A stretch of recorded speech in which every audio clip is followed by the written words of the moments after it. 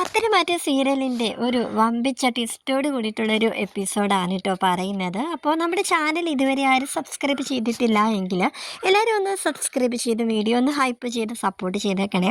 അങ്ങനെ അനിയും നന്ദുവും അവസാനം ഒരു തീരുമാനത്തിലെത്തുകയാണ്.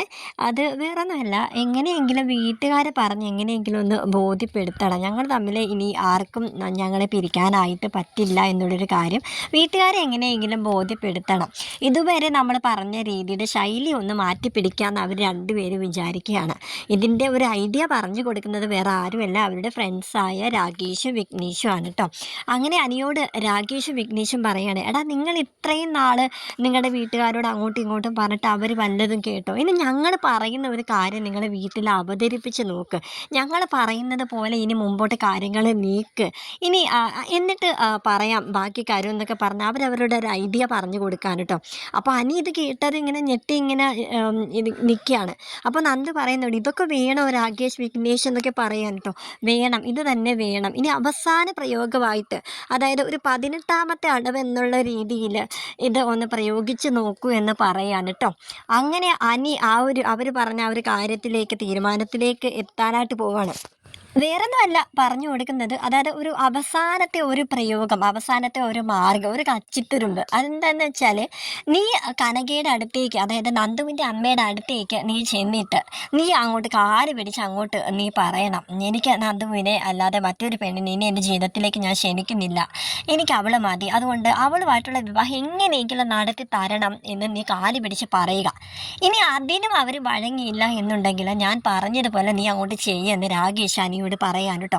അങ്ങനെ രാകേഷ് വിഘ്നേഷ് പറഞ്ഞതാണ് ആ ഒരു ഐഡിയ പ്രകാരം നന്ദുവിൻ്റെ വീട്ടിലേക്ക് പോകാനായിട്ട് അങ്ങനെ തീരുമാനിച്ചിരിക്കണം. നന്ദു ആണെങ്കിൽ അന്നത്തെ ദിവസം സ്റ്റേഷനിൽ പോവാതെ വീട്ടിൽ തന്നെ ഇരിക്കാൻ കേട്ടോ. അപ്പോൾ കനക വന്നിട്ട് ഇങ്ങനെ ചോദിക്കുന്നുണ്ട്, എന്താ നീ ഇന്ന് നീ സ്റ്റേഷനിലേക്ക് നീ ഇന്ന് പോകുന്നില്ലേ? അതോ ഇനി കഴിഞ്ഞ ദിവസം നീ പൊന്മുടിയിൽ പോയില്ലേ, അവന്മാരൊക്കെ ആയിട്ട് നീ അന്ന് പോയായിരുന്നല്ലോ, ഇനി അതുപോലെ എന്തെങ്കിലും പ്ലാൻ ചെയ്തിട്ടുണ്ടോ നീ?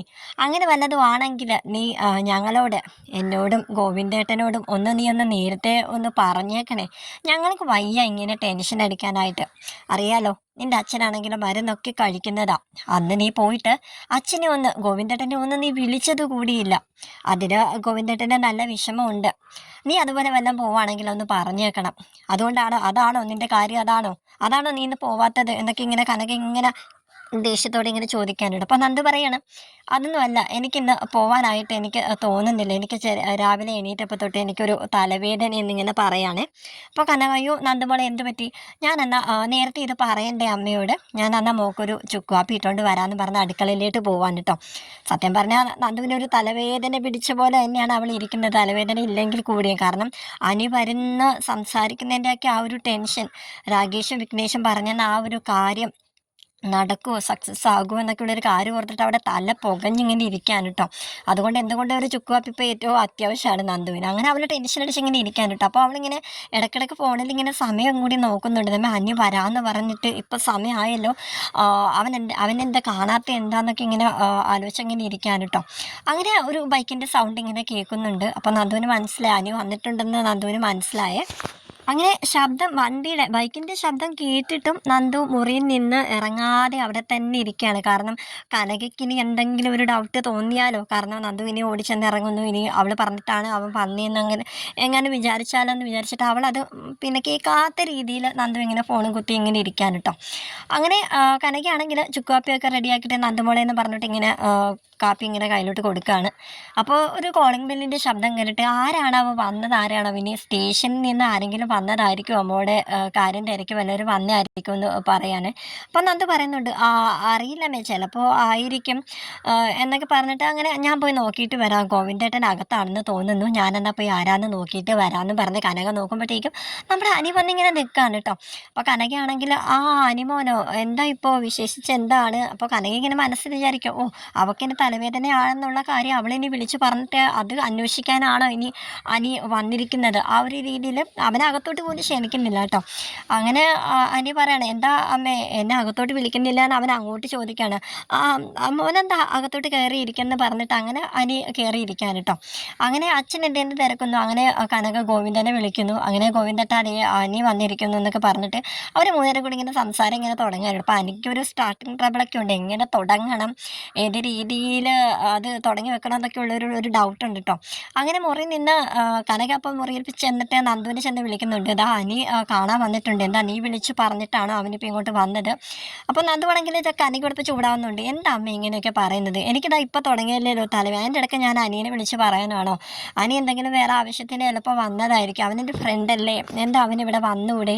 അതുമല്ല ആ വീട്ടിലേക്കല്ലേ നമ്മുടെ 2 ചേച്ചിമാർ പോയിരിക്കുന്നത്, അപ്പോൾ പിന്നെ അനി നമ്മുടെ ബന്ധുക്കാർ കൂടെ അല്ലേ, അപ്പോൾ പിന്നെ അവനിവിടെ വന്ന് അങ്ങനെയുള്ള രീതിയിലൊക്കെ നന്ദു തട്ടിക്കയറി ഇങ്ങനെ സംസാരിക്കുകയാണ്. അപ്പോൾ പറയാം, ഒന്നുമില്ല നീ ഇങ്ങോട്ട് വാ, അനുമോ നിന്നേം തിരക്കി, ഒരു കാര്യം അവന് പറയാനുണ്ടെന്നാ പറഞ്ഞെന്ന് പറയാണ്. നന്ദു അപ്പോൾ ഒന്നും അറിയാത്ത പോലെ അനി നീ ഇതിപ്പോൾ വന്നു എന്നിങ്ങനെ ചോദിക്കാൻ കേട്ടോ. അപ്പം അനി അതാ ഇപ്പം വന്നതേ ഉള്ളൂ നന്ദു, നീ ഇന്ന് പോയില്ലേ? ഇല്ല അനി ഞാൻ പോയില്ല, എനിക്ക് തലവേദനയായിരുന്നു. അങ്ങനെ ഒരു കാഷ്വൽ ടോക്ക് അങ്ങനെ നടക്കാൻ കേട്ടോ. അങ്ങനെ പെട്ടെന്ന് തന്നെ നമ്മുടെ അനി ഇങ്ങോട്ട് എണീറ്റ് എന്നിട്ട് കനകയോട് പറയാണ്, ഞാൻ സത്യം പറഞ്ഞാൽ ഞാൻ സീരിയസ് ആയിട്ടുള്ളൊരു കാര്യം പറയാൻ വേണ്ടി തന്നെ ഇങ്ങോട്ടേക്ക് വന്നത്. ഒരു കല്യാണാലോചനയാണെന്ന് വേണമെങ്കിൽ കൂട്ടിക്കോളൂ എന്ന് പറയാൻ കേട്ടോ. എൻ്റെ കൂടെ ആരും ഇല്ല എന്ന് കരുതി ഈ ആലോചന സീരിയസ് ആയിട്ട് എടുക്കാതിരിക്കാൻ വേണ്ട, എനിക്ക് നന്ദുവിന് ഇഷ്ടമാണ്, എനിക്ക് നന്ദുവിന് വിവാഹം ചെയ്ത് തരണം എന്നിങ്ങനെ കനകയോടും ഗോവിന്ദനോടും പറയാനിട്ട്. അപ്പോൾ അവരുടനെ തന്നെ ഷോക്കായിട്ട് അനിയോട് പറയണം, അനുമോൻ ഇത് എന്തൊക്കെയാണ് പറയുന്നത്? ഇപ്പോൾ മുത്തശ്ശനാണെങ്കിൽ അവന്തികയായിട്ടുള്ള കല്യാണമൊക്കെ ഉറപ്പിച്ച് വെച്ചിരിക്കുകയല്ലേ, അപ്പോൾ പിന്നെ മോൻ ഇവിടെ വന്ന് ഈ രീതിയിലൊന്നും സംസാരിക്കാനായിട്ട് പാടില്ല. അറിയാലോ, നിങ്ങളുടെ കാര്യം ഞങ്ങൾക്ക് 2 വീട്ടുകാർക്ക് നല്ലതുപോലെ അറിയാം. ഇത് വേണ്ടാന്ന് നമ്മൾ മുമ്പേ തന്നെ തീരുമാനിച്ച കാര്യമല്ലേ, പിന്നെ എന്തിനാ അതേ പിടിച്ച് അനി ഇപ്പോൾ സംസാരിക്കുന്ന എന്ത് കാര്യത്തിനാണ്? അവന്തിക മോൾ ഇത് അറിഞ്ഞാൽ എന്തുമാത്രം വിഷമിക്കുമെന്ന് മോൻ അറിയാവോ? അതുമല്ല മുത്തശ്ശന് ഈ വിവാഹത്തെ പറ്റി, നിങ്ങളുടെ വിവാഹത്തെ പറ്റി, അവന്തികയായിട്ടുള്ള വിവാഹത്തെ പറ്റിയൊക്കെ നല്ല താല്പര്യമാണ്. അതുകൊണ്ട് മോൻ ഇപ്പോൾ ഇവിടുന്ന് പോകും മോനെ, ഇനി ഇതിനെക്കുറിച്ചൊന്ന് സംസാരിക്കണമെന്ന് കനക പറയാൻ കേട്ടോ. അങ്ങനെ കനകയെടുത്ത് പിന്നെ അനി പറയുന്നുണ്ട്, ഇല്ല ഞാൻ അങ്ങനെ ഇവിടുന്ന് വെറുതെ അങ്ങനെ പോകാനായിട്ട് വന്നതല്ല, ഒരു നെഗറ്റീവ് മറുപടി ആയിട്ട് ഇവിടുന്ന് ഇറങ്ങി പോകാനല്ല ഞാൻ വന്നത്. ഞാൻ ഇവിടുന്ന് പോകുന്നുണ്ടെങ്കിൽ നിങ്ങളുടെ വായിൽ നിന്ന് എനിക്ക് നന്ദുവിനെ തരും എന്ന് ഒരു ഉറപ്പ് നൽകിയെങ്കിൽ മാത്രമേ ഞാൻ ഇവിടുന്ന് പോകത്തുള്ളൂ എന്നിങ്ങനെ പറയാൻ കേട്ടോ. ഞാൻ ഇപ്പോൾ ഞാൻ മുത്തശ്ശനെ ഞാൻ വിളിക്കണോ? എനിക്ക് വല്ലാതെ ദേഷ്യം വരുന്നുണ്ട് കേട്ടോ എന്നൊക്കെ ഇങ്ങനെ കനക ഇങ്ങനെ ചൂടായി പറയാൻ കേട്ടോ.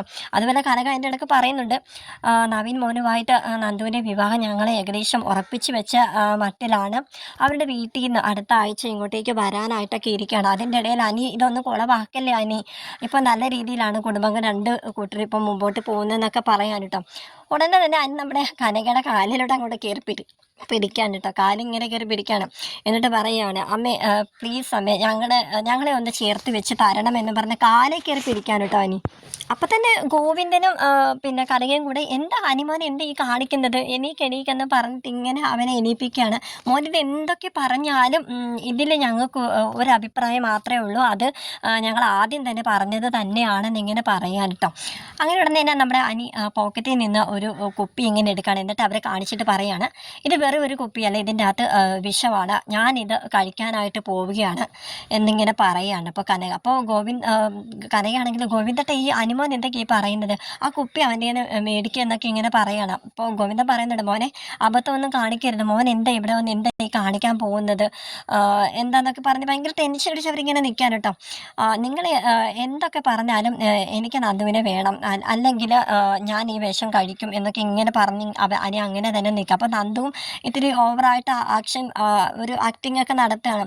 അയ്യോ അനി നീ എന്താ ഈ കാണിക്കുന്നത്, നീ എന്തുകൊണ്ട് ഈ വന്നിരിക്കുന്നത്, കയ്യിൽ എന്താ ഇരിക്കുന്നത് അനി, നീ അബദ്ധമൊന്നും കാണിക്കില്ലെന്നൊക്കെ പറഞ്ഞാൽ അവൾ ഭയങ്കരമായിട്ട് ഓവർ ആക്ടിങ് ചെയ്തുകൊണ്ടിരിക്കുകയാണ് കേട്ടോ. എന്നിട്ട് നന്ദു വന്നിട്ട് കനകയോട് പറഞ്ഞിട്ട്, അമ്മേ എനിക്ക് പേടിയാവുന്നു, അനി ഇനി വല്ല അബദ്ധം വല്ലതും കാണിച്ചല്ലേ എന്നിട്ട്, അതുകൊണ്ട് അനിയോട് പറയമ്മേ പറ എന്ന് പറഞ്ഞ് കനക ഇങ്ങനെ പുഷ് ചെയ്യാൻ കേട്ടോ. അതായത് സമ്മതം മൂളെന്നുള്ള രീതിയിൽ അവളിങ്ങനെ നന്ദു ഇങ്ങനെ നിർബന്ധിക്കണം. അങ്ങനെ ലാസ്റ്റ് ഗോവിന്ദനും കനകയും കൂടെ നമ്മുടെ അനിയാണെങ്കിൽ ആ കുപ്പി പൊട്ടിച്ച് വായിലോട്ട് ഇങ്ങനെ ഒടിക്കുന്ന രീതിയിൽ അവിടെ വരെ ആയപ്പോഴത്തേക്കും ഗോവിന്ദൻ അതിങ്ങനെ തട്ടിക്കളയാൻ കേട്ടോ. അങ്ങനെ തട്ടിക്കളഞ്ഞിട്ട് അപ്പോൾ അനി ഇങ്ങനെ അനിയുടെ കർണക്കുറ്റി നോക്കി ഒരു അടി ഇങ്ങനെ ഗോവിന്ദൻ കൊടുക്കുന്നുണ്ട് കേട്ടോ. എന്നിട്ട് അനി അവിടെ ഇരിക്കുകയാണ്. അനി അവിടെ ഇരുന്നിട്ട് ഗോവിന്ദ പറയാണ്, ഇനി ഇതിൽ ആരും ഒരു തീരുമാനം ഒന്നും എടുക്കണ്ട, ഞാൻ പറയുന്നതാണ് ഇനി ഉള്ള തീരുമാനം, എന്തായാലും നിങ്ങൾ തമ്മിലുള്ള കല്യാണം ഞാൻ നടത്തി തരുമെന്ന് ഗോവിന്ദൻ തന്നെ പറയാൻ കേട്ടോ.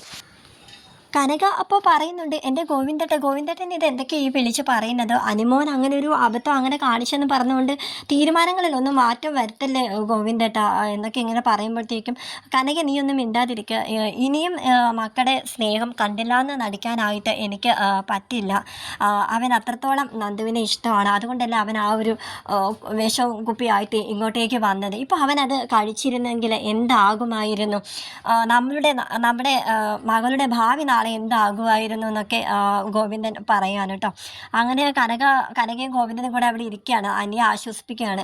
എന്തായാലും മോനെ ഇങ്ങനെ ഒരു കടുകയൊന്നും മോൻ ഇങ്ങനെ ചെയ്യരുതേ മോനെ. അറിയാലോ മോൻ ഇതിനു മുമ്പും പല രീതിയിൽ ആത്മഹത്യക്ക് മോൻ ശ്രമിച്ചിട്ടുണ്ട്. അത് അനാമികയുടെ കാര്യത്തിലൊക്കെ ആയിരുന്നു. മോൻ അനാമികയായിട്ടുള്ള വിവാഹ ജീവിതം നരകതുല്യ ആയപ്പോഴത്തേക്കും മോൻ ഇങ്ങനെ ഒരു തീരുമാനത്തിലേക്ക് വന്നിരുന്നു. അപ്പോഴൊക്കെ ഞങ്ങൾ പറഞ്ഞ് ഉപദേശിച്ചിട്ടല്ലേ ഉള്ളൂ. ഇപ്പോഴും അത് തന്നെ മോൻ കാണിക്കുന്നത്. അതുകൊണ്ട് ഞങ്ങൾക്ക് ഒരുപാട് പേടിയുണ്ട് മോനെ. എന്തായാലും ഇനി ഗോവിന്ദേട്ടൻ പറഞ്ഞതുപോലെ എനിക്കും നിങ്ങളുടെ കാര്യത്തിൽ സമ്മതം തന്നെയാണ് എന്നൊക്കെ അനിയോട് പറയുന്നുണ്ട്. അങ്ങനെ അവരുടെ പ്ലാനിങ് ഒരു സക്സസ് ആയതിൻ്റെ സന്തോഷം നന്ദുവിൻ്റെ അനിയുടെ മുഖത്ത് കാണുന്നുണ്ട് കേട്ടോ. പക്ഷെ അവർ പരസ്പരം അതൊന്നും അങ്ങോട്ടും ഇങ്ങോട്ടും ഷെയർ ചെയ്യുന്നില്ല. അങ്ങനെ അനി പറയുകയാണ്, ഞാനിപ്പോൾ പോകുവാണ്.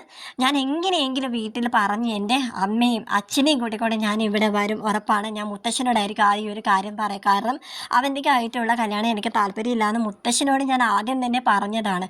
ഇനിയിപ്പോൾ നിങ്ങൾ ഇതിൽ സമ്മതിച്ച സ്ഥിതിക്ക് ഞാൻ ഉറപ്പായിട്ട് ഞാനത് ആ ഒരു കാര്യം സീരിയസ് ആയിട്ട് ഒന്നുകൂടി ഞാൻ മുത്തശ്ശനോട് പറയും. ഇനി എന്തായാലും അമ്മയും അച്ഛനും കൂടി വന്ന മുത്തശ്ശിയോട് സംസാരിക്കുമ്പോൾ എന്തായാലും അവർ സമ്മതിക്കാതെ ഇരിക്കില്ല എന്നൊക്കെ അനി അങ്ങനെ പറഞ്ഞിട്ട് അവരിങ്ങനെ സന്തോഷത്തോടെ അനി അവിടെ നിന്ന് ഇറങ്ങാൻ കേട്ടോ.